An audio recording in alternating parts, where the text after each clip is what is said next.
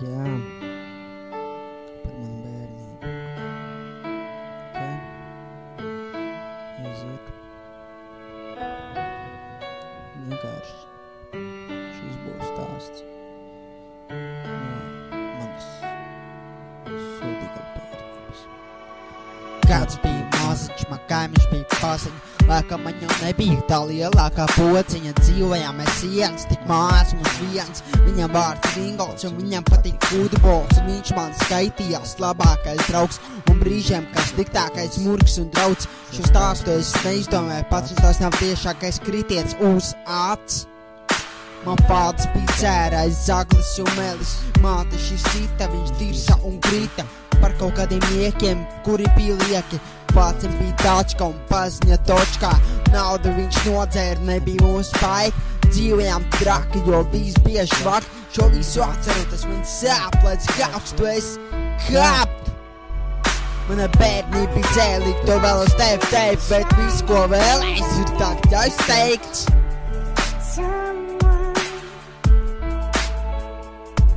Mana bērnība bija dzēlīga, to vēl uz tevi teikt. Bet visu, ko vēlēs, ir tagad aizteikts.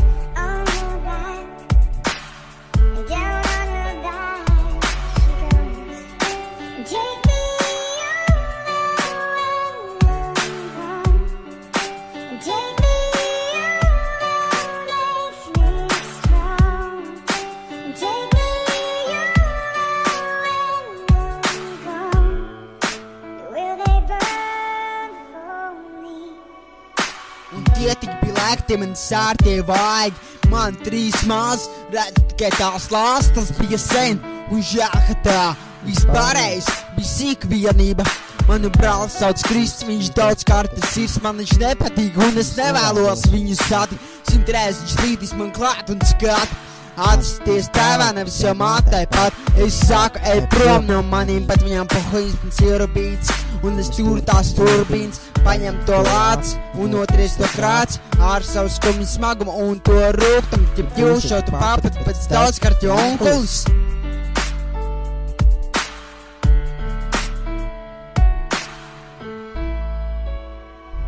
Mana bērnība bija dzēlīga, to vēl uz tevi teikt. Bet visu, ko vēlēs, ir tagad aizteikts.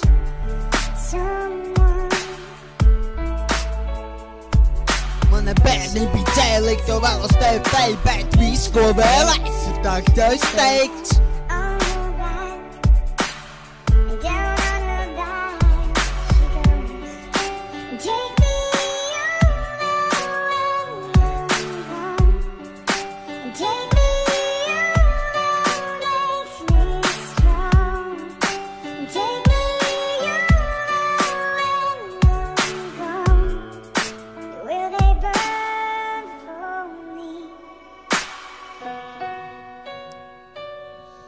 Es varu daudz ko vēl teikt, bet tas lai paliek beigts.